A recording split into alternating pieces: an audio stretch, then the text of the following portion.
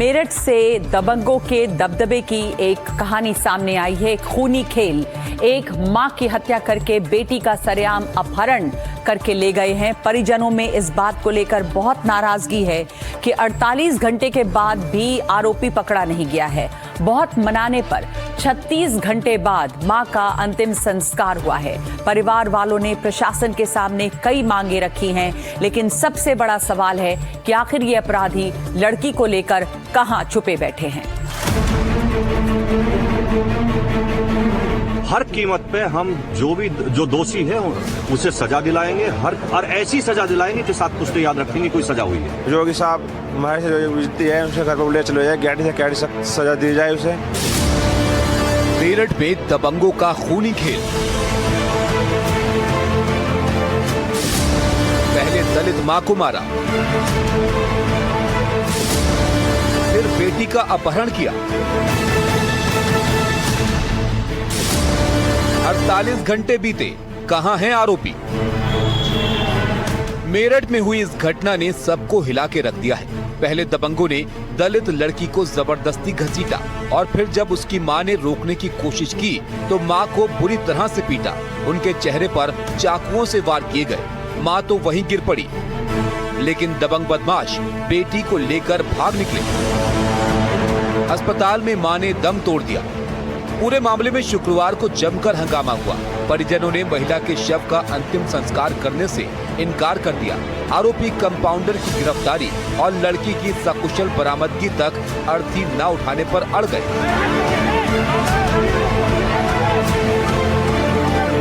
भाजपा नेता संगीत सोम और सपा नेता भी परिवार से मिलने पहुंचे। घंटों तक बातचीत चलती रही, लेकिन कोई हल नहीं निकला। शाम को प्रशासनिक अधिकारी एक बार फिर पहुंचे और मृतका के पति सत्येंद्र को पंचायत भवन लेकर आए। परिवार ने उनके सामने 4 मांगे रखी। बेटी को ढूंढा जाए, 50 लाख की आर्थिक मदद की जाए, सरकारी नौकरी मिले और शस्त्र लाइसेंस दिया जाए।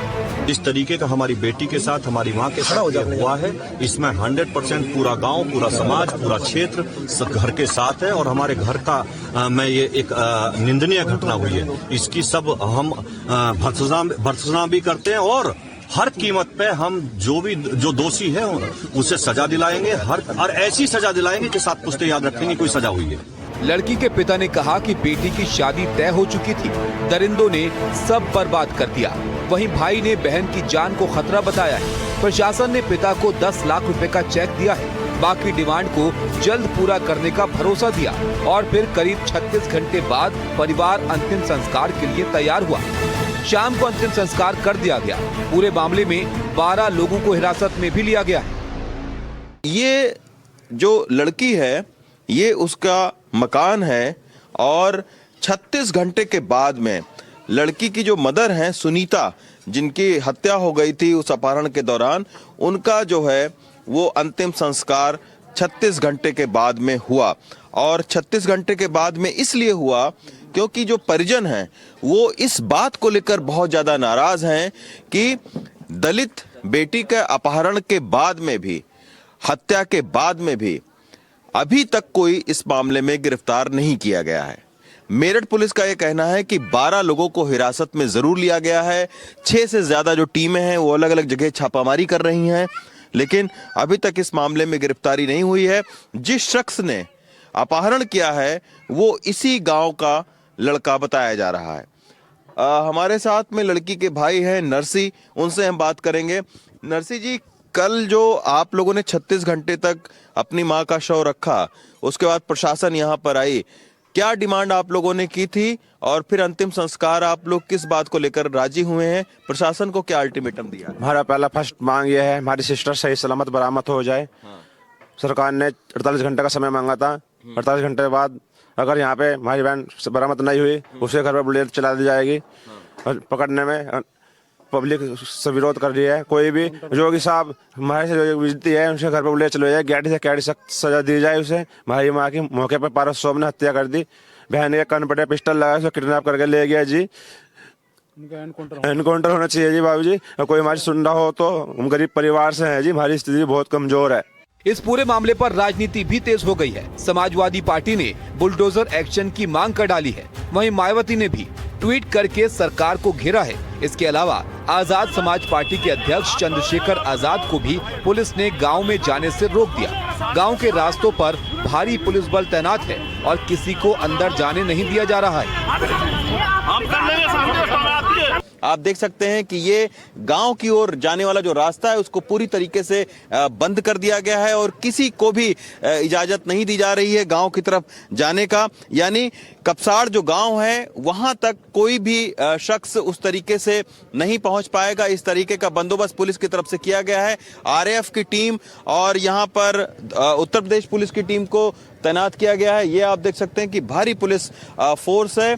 ये पुलिस चौकी है सरधना की। और ये जो आपको लोग हैं ये कांग्रेस के प्रतिनिधि मंडल के लोग हैं जो कि लखनऊ से आए हैं। वो इस परिवार के पास में जाना चाहते थे। आप लोगों को भी यहाँ रोक लिया गया। जी हम हैं लीगल डिपार्टमेंट कांग्रेस से। डेलीगेशन आया था इन्फॉर्मेशन कलेक्ट करने के लिए कि क्या है जो ग्राउंड जीरो पे स्टेटस है, स्थिति क्या है इस समय। लेकिन क्योंकि पुलिस अपना काम कर रही है तो शायद सिक्योरिटी रीजन होगा, इनका सेफ्टी रीजन होगा, तो रीजन बताकर हमें यहाँ रोक लिया। लेकिन इन्फॉर्मेशन हमारे पास नहीं है कि अभी तक कोई अरेस्ट हुआ है नहीं। हमने पूछा कि क्या डिस्कवरी हुई है वेपन की, तो उसके बारे में कोई इन्फॉर्मेशन नहीं है। जबकि हमारा मेल मतलब ऑल इंडिया कांग्रेस कमेटी की तरफ से कमिश्नर को भी जा चुका है, एसएसपी को भी जा चुका है, तो हमें भी यहाँ पर जाने की अनुमति इस समय नहीं मिल पा रही। अब देखना होगा कि आखिर कब तक आरोपियों को पकड़ा जाता है। प्रशासन ने परिवार से 48 घंटे का समय मांगा है। उम्मीद है कि जल्द गिरफ्तारी होगी। Bureau report, NDTV India. शादी का झांसा देकर यौन उत्पीड़न, जबरन धर्म परिवर्तन का दबाव, ब्लैकमेलिंग, ये सभी आरोप लखनऊ के किंग जॉर्ज मेडिकल यूनिवर्सिटी के डॉक्टर रमीज पर लगे हैं। आरोपी गिरफ्तार करके जेल में भेज दिया गया है, लेकिन इस मामले ने और भी तूल पकड़ लिया है जब राज्य महिला आयोग की उपाध्यक्ष अपर्णा यादव और केजीएमयू प्रशासन के बीच एक टकराव हो गया। धर्मांतरण का दबाव, यौन उत्पीड़न, मानसिक प्रताड़ना, छुपाई शादी की बात, राज खुला तो ब्लैकमेलिंग। केजीएमयू का डॉक्टर गिरफ्तार। ये आरोप लगे हैं लखनऊ की मशहूर किंग जॉर्ज मेडिकल यूनिवर्सिटी के डॉक्टर रमीज मलिक पर। आरोप है कि डॉक्टर रमीज ने एक महिला डॉक्टर को शादी का झांसा देकर उसका यौन शोषण किया, जबरन गर्भपात कराया, अपनी शादी छुपाई और धर्म परिवर्तन का दबाव बनाया। पता चला कि डॉक्टर रमीज अपने किराए वाले घर में कुछ सामान लेने आ रहा है और मुखबिर की खबर मिली और सर्विलांस में इस बात की पुष्टि हो गई कि रमीज अपने उस किराए वाले कमरे पे कोई सामान लेने आ रहा है और सामान लेने के बाद वो कोर्ट जाके सरेंडर कर सकता है। इस मामले में पुलिस ने आरोपी डॉक्टर रमीज को गिरफ्तार कर लिया है। रमीज 16 दिनों से फरार था। लखनऊ पुलिस ने आरोपी पर 50,000 का इनाम रखा था और कुर्की के लिए उसके घर पर नोटिस भी चस्पा किया था। विशाखा कमेटी की जांच में रमीज को दोषी माना गया था। मुखबिर की सूचना और सर्विलांस के माध्यम से ये पता चला कि आज वो अपने यहाँ पर एक किराए के घर में जो कि बंद है उसमें कुछ सामान निकालने आया है और साथ ही न्यायालय में हाजिर होने की फिराक में है। इस सूचना पर डीसीपी पश्चिम की सर्विलांस टीम और इंस्पेक्टर चौक की टीम ने उसको गिरफ्तार किया और उसको न्यायिक परीक्षा में भेज दिया। आपको बता दें कि धर्मांतरण और यौन उत्पीड़न के आरोपों से जुड़े मामले में विश्वविद्यालय की विशाखा कमेटी ने अपनी जांच में पाया था कि आरोपी ने शादी की बात छुपाई, पीड़िता का मानसिक उत्पीड़न किया और यौन उत्पीड़न अधिनियम के प्रावधानों का उल्लंघन किया। अभी तक इस मामले में जो जानकारी मिली है उसके मुताबिक पीड़िता जून 2025 में मास्टर्स कोर्स के लिए केजीएमयू आई थी। इसी दौरान उसकी आरोपी से दोस्ती हुई जो बाद में शादी की बातचीत तक पहुंची।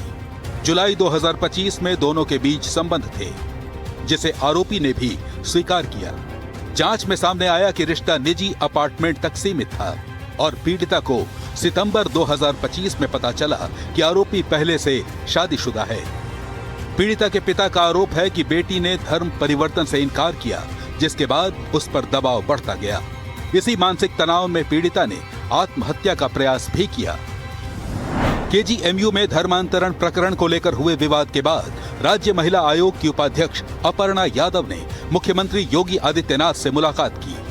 उन्होंने केजीएमयू प्रशासन पर पीड़िताओं को धमकाने और आरोपियों को संरक्षण देने के गंभीर आरोप लगाए।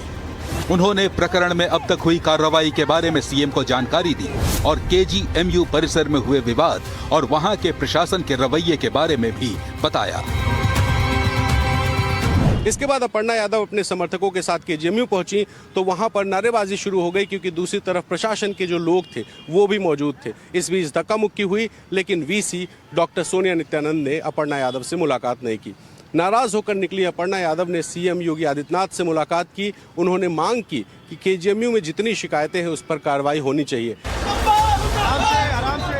दरअसल अपर्णा यादव समर्थकों के साथ केजीएमयू पहुंच गई थी। जब अपर्णा वहां पहुंची तो कुलपति का चैम्बर बंद था। इससे नाराज समर्थकों ने दरवाजे को धक्का देना शुरू कर दिया। केजीएमयू प्रशासन ने इसे गुंडागर्दी करार दिया है। एक तो उन्होंने हमसे पहले बात करके नहीं आई है। मेरी तो यहाँ आज 5 सिलेक्शन कमिटीज लगी है, फैकल्टी के प्रमोशंस और कॉन्ट्रैक्चुअल फैकल्टी के सिलेक्शन पे। तो मुझे तो बिल्कुल इसका ज्ञान नहीं था कि वो यहाँ आएंगी। जब मुझे पता चला है, जब मैंने बाहर भीड़ देखी है, तो मैंने कहलवाया था कि वो पहले आ सकती है मेरे पास अंदर और वार्ता कर सकती है और फिर मैं उनके साथ बाहर जा सकती हूँ। पर उन्होंने अकेले अंदर आने से मना कर दिया और पूरा का पूरा मॉब घुस के तोड़फोड़ करा। वहीं अपर्णा यादव ने एनडीटीवी से बात करते हुए कहा कि डॉक्टर रमीज के मामले से लेकर बिना अनुमति ब्लड बैंक चलाने और कुछ अन्य शिकायतों को लेकर वो कल केजीएमयू की वीसी डॉक्टर सोनिया नित्यानंद से मिलने गई थी। उन्होंने आरोप लगाया कि वीसी सोनिया नित्यानंद ने जानबूझकर मिलने से मना कर दिया। झूठ बोल रहे हैं कि वहाँ पर जो है आप उल्टी सीधी बात कह रहे हैं कि टाइम लेकर के नहीं गए। टाइम लेकर के जाने की उसमें वो क्या कोई मतलब हम कोई नॉन कॉन्स्टिट्यूशनल पोस्ट पर हैं क्या? मतलब हम संविधान के अंदर नहीं आते क्या? और कितनी देर आपने इंतजार किया वीसी से मिलने? कम से कम 10 मिनट गेट पे पहले खड़े होकर के इंतजार किया। पूरी फुटेज है उस बात की। 20 मिनट तक वहाँ पर फिर हम लोग दरवाज़ा खटखटाते रहे। पहले उन्होंने बोला कि हमारे लोग आपको रिसीव करने बाहर आ रहे थे। जिस कुशवाहा का नाम आ रहा है वो चीफ प्रॉक्टर, वो खुद खड़े हुए थे, कह रहे कि मैं बाहर खड़ा होता। मीडिया ने इस बात को पूरी तरह से देखा है। अपर्णा यादव ने अपने ऊपर गिरगिट फेंकवाने का भी आरोप लगाया। उन्होंने कहा कि डॉक्टर रमीज के मामले में केजीएमयू प्रशासन की तरफ से गठित विशाखा कमेटी ने धर्मांतरण के एंगल को जांच में शामिल ही नहीं किया। वहाँ पर फिर पता नहीं कौन जो है व्यक्ति, अब ये तो बड़ी हास्यास्पद बात है कि वहाँ पे कौन जो है गिरगिटान लेकर के आ गया अपनी जेब में भर करके। वहाँ कितनी असहजता हुई, वहाँ महिलाएं भी थी और कोई अपर्णा यादव अपने साथ थोड़ी ना लेकर के गई। गिरगिट लेके कौन आया? मुझे नहीं पता कौन, ये लेकर के ही आए होंगे इनके। आप लोग के ऊपर फेंकने के लिए? मेरे ऊपर फेंकने के लिए। और उसके बाद बड़ी असहजता हुई वहाँ पर। फेंका गया आपके ऊपर? बिल्कुल फेंका गया। ये मामला अब विश्वविद्यालयी अनुशासन, महिला सुरक्षा और धर्मांतरण जैसे संवेदनशील मुद्दों को लेकर गंभीर बहस का कारण बन गया है। लखनऊ से रणवीर सिंह की रिपोर्ट, एनडीटीवी इंडिया।